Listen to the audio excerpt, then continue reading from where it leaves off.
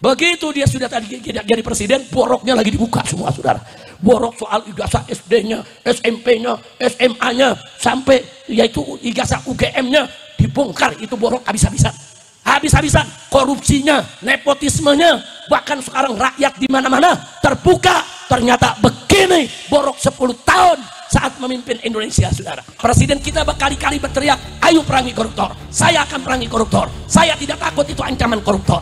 Sudah bagus kalimatnya, sudah bagus kata-katanya, tapi sekarang yang kita minta adalah actionnya, tindakannya. Korupsi nggak bisa dihapus dengan kata-kata, korupsi nggak bisa dihapus dengan teriak-teriak, korupsi nggak bisa dihapus, saudara, dengan retorika. Korupsi hanya bisa dihapus dengan penegakan hukum. Tangkap semua koruptor, jebloskan mereka ke penjara, hukum yang berat tanpa pilih bulu. Setuju tidak? Sampaikan kepada semua di sini, ini negara lagi kacau balau.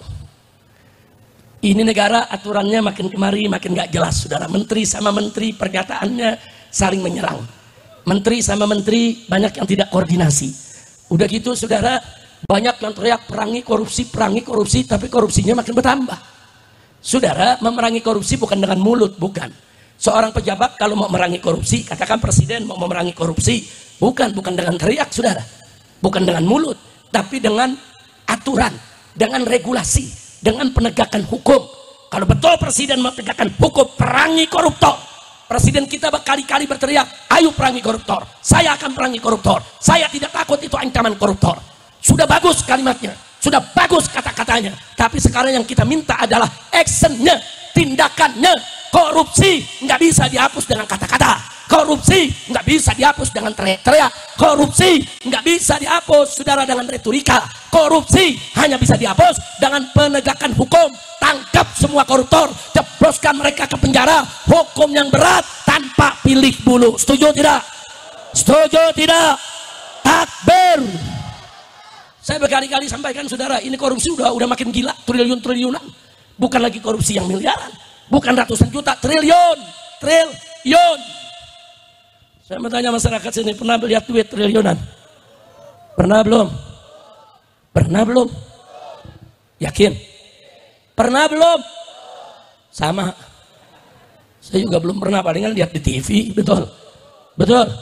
Ya kesian nasib kita, palingan yang kita lihat 100.000, 1 juta, 2 juta, ini triliunan. Saudara, itu kalau nggak dikorupsi, itu bisa membuka lapangan kerja. Itu kalau nggak korupsi, saudara, itu bisa bikin pabrik di mana-mana. Itu kalau nggak dikorupsi, saudara, sebagaimana dikatakan oleh saudara Bambang, mantan pimpinan KPK, itu kalau hasil tambang tidak dikorupsi, saudara, satu warga Indonesia, setiap orangnya di Indonesia, itu bisa dapat gaji buta 20 juta per bulan.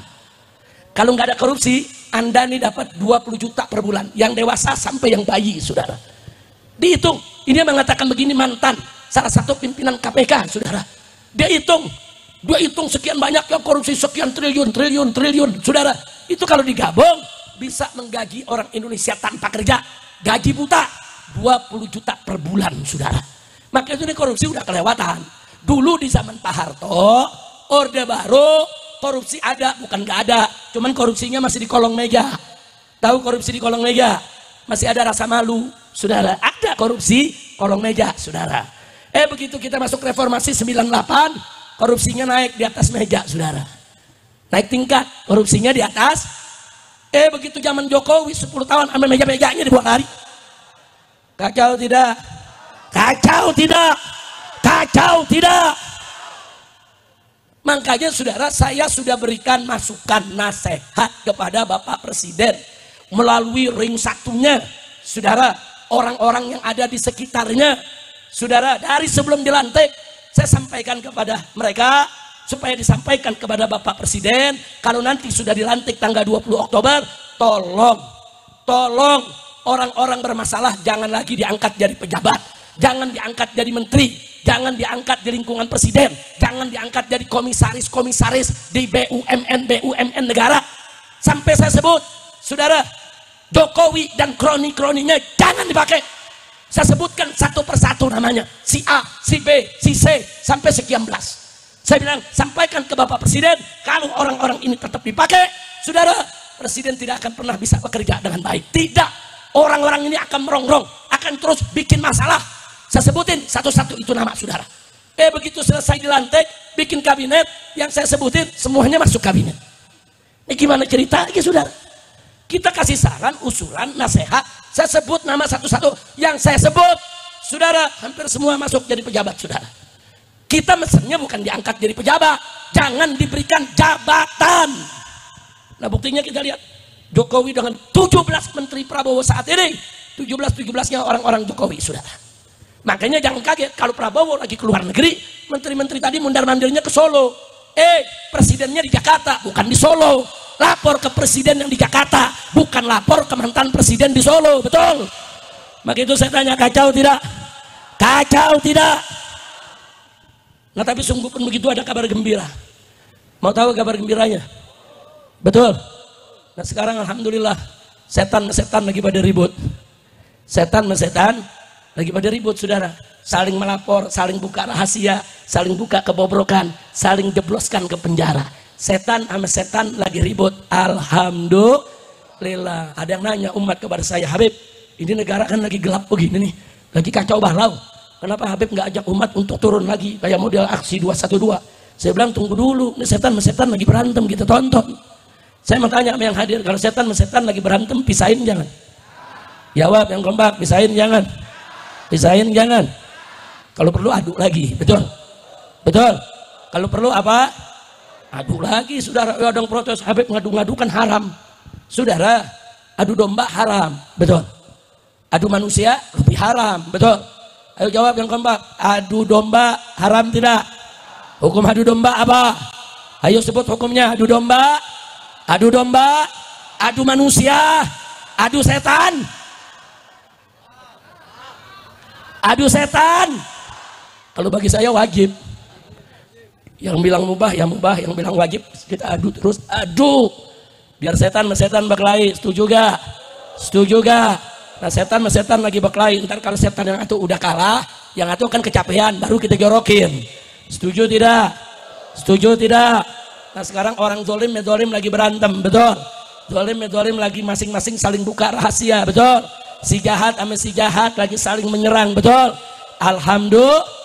Sekarang ada yang bertanya, kenapa Beb? Alhamdulillah, karena doa umat digobolin. Doa umatnya semua, doa kiai digobolin.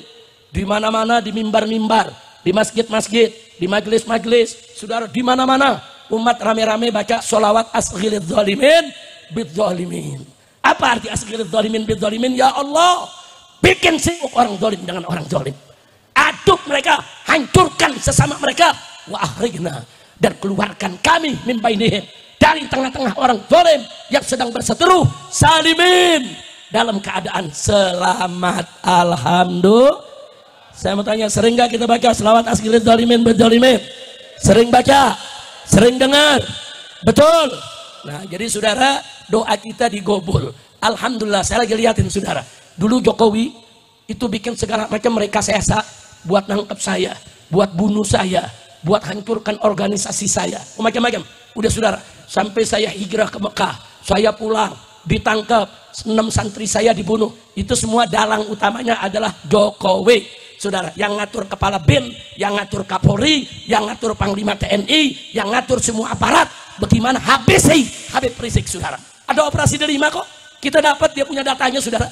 Ada 300 aparat dilibatkan dalam operasi Delima untuk ikuti, awasi, saudara, yang namanya Habib Rizik dan habisi, saudara. Nggak ada operasi semacam ini kalau presiden nggak tahu, saudara. Yang bertanggung jawab adalah Jokowi. Nah sekarang saya bersyukur, begitu dia sudah tadi jadi presiden, boroknya lagi dibuka semua, saudara. Borok soal ijazah SD-nya, SMP-nya, SMA-nya, sampai yaitu ijazah UGM-nya dibongkar. Itu borok habis-habisan. Habis-habisan, korupsinya, nepotismenya, bahkan sekarang rakyat di mana-mana terbuka. Ternyata begini borok 10 tahun saat memimpin Indonesia, saudara. Saya bersyukur kemarin, saudara, dia mau coba bikin kiai diborok-borokin, Habib diborok-borokin, yang nggak salah dibikin salah, saudara.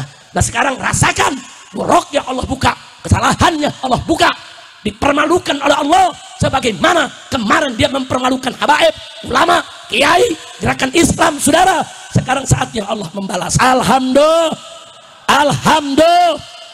Masya Allah, alhamdulillah. Kita lihat aja. Oh, saudara, orang zalim, saudara jangan pikir Allah diam. Wallahu subhanahu wa ta'ala qala wala tahsabanallaha ghafilan amma ya'malu dzalimun. Jangan Anda pikir Allah itu lalai, Allah itu alpa, Allah itu lengah, saudara, dari apa yang diperbuat oleh orang-orang zalim. Enggak, Allah enggak lalai, Allah enggak lupa, dan enggak ada sifat lupa bagi Allah. Allah enggak lengah. Siapa yang berbuat kezaliman pasti Allah akan balas, baik di dunia maupun di akhirat, dan balasan di akhirat akan lebih pedih lagi, saudara. Dan kita lihat, saya sedang tunggu momentum semua pelaku daripada pembantaian 6 laskar kami di KM 50 akan kami kejar, saudara, baik secara hukum negara maupun secara hukum agama. Darah harus dibayar dengan darah, nyawa harus dibayar dengan nyawa. Nggak boleh penjahat-penjahat ini dibiarkan. Kalau kemarin mereka berani bunuh 6 laskar kita, besok mereka berani bunuh kiai, berani bunuh santri, berani bunuh siapa saja, karena mereka dilindungi, dijaga, tidak diseret ke pengadilan, saudara. Saat ini kita sedang menyiapkan segala sesuatu. Kami akan seret mereka, kami akan seret mereka, termasuk Jokowi, ya saudara. Siapapun yang terlibat secara langsung maupun tidak langsung dalam KM 60 sudah KM 50, saudara, harus bertanggung jawab di pengadilan HAM. Setuju tidak? Semua saya tanya, setuju tidak? Nah, semua saya tanya, siap bersatu, siap berjuang. Jadi kalau Habib Kiai mau lawan pejabat-pejabat yang bejat, setuju tidak? Dukung tidak? Apalagi kalau kita mau lawan 9 cacing, saudara. Tahu 9 cacing? Kemarin jadi 9 naga. Nah sekarang, saudara, kita akan berusaha dia jadi 9 cacing. Kemarin kami melakukan tabligh akbar besar-besaran. Ribuan warga Banten kumpul, saudara. Untuk apa? Untuk melawan oligarki yang ada di PIK 2, yang merampas tanah rakyat, yang ngambil tanah tanpa bayar, saudara, yang seenaknya rakyat mau diusir, rakyat mau direlokasi, saudara. Semua pejabat dibayar, TNI Polri-nya juga dibeli, saudara. Nah kemarin kita sudah deklarasi, ribuan warga Banten turun, dan kami semua siap jihad. Kalau warga Banten diusir, dipaksa, saudara, tanpa ganti rugi yang sebenarnya, mereka semua akan angkat senjata jihad melawan naga-naga 9 yang sudah mulai kurang ngajar, menindas rakyat Indonesia akibat oknum pejabatnya bejat, banyak bisa dibeli. Betul? Memang itu saya mau tanya masyarakat Jawa Barat ini, kalau Banten udah bergolak, Jawa Barat siap tidak perang lawan oligarki busuk? Siap tidak perang lawan mafia jahat? Siap tidak perang lawan oknum-oknum pejabat yang menjadi jongos asing? Siap tidak? Siap bangkit? Siap berjuang? Takbir! Shallu ala nabi. Nah, maka itu saya minta selawat asghar dzalimin bidzalimin teruskan baca di majelis taklim, di pesantren, saudara, di masjid-masjid, di langgar, di musola, di mana tempat, baca terus. Kita mohon pertolongan Allah agar yang zalim, saudara, disingkirkan oleh Allah Subhanahu wa taala, dan semoga pejabat-pejabat yang zalim semua disingkirkan. Saudara, saya kesian dengan Bapak Presiden. Kenapa? Ini ibaratnya 10 tahun Jokowi pesta, saudara, ngotorin piring, ngotorin sendok, garpu dan gelas. Nah sekarang Prabowo jadi presiden, Prabowo disuruh cuci itu. Disuruh cuci itu piring yang kotornya, gelas yang kotornya, saudara.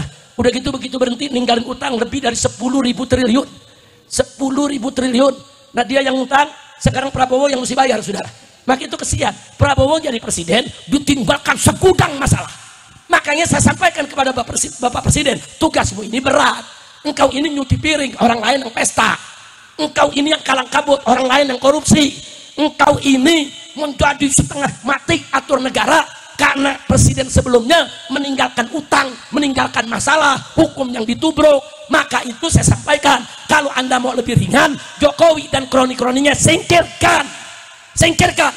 Kalau Jokowi dan kroni-kroninya disingkirkan oleh Bapak Presiden, para habaib, para ulama, para kiai siap untuk bantu Bapak Presiden memerangi koruptor dan membersihkan negara ini. Betul? Siap bantu Bapak Presiden? Siap dukung Bapak Presiden? Takbir! Maka kita bisa katakan, kalau presiden serius mau perang lawan koruptor, jangan omong-omong saja, jangan ngomong saja, action, bertindak. Kami akan dukung Anda. Betul? Betul? Nah mudah-mudahan, saudara, suara kita didengar, dan saya yakin ini acara kita di sini, saudara, ini lagi didengerin, intel di BIN, lagi didengerin sama intel di Mabes Polri. Kemana saya ceramah diikuti, kemana saya ceramah direkam. Enggak, saya bukan mau berontak, saya cuma mau bela Islam, mau bela umat, mau bela rakyat, mau menegakkan keadilan. Kami tidak ridho kalau rakyat ditindas, rakyat diperas, rakyat lebih dimiskinkan. Itu aja. Kita nggak minta kursi, kita nggak minta jadi menteri, kita nggak minta duit, kita nggak minta tanah, enggak. Yang kita minta tegakkan keadilan, insya Allah.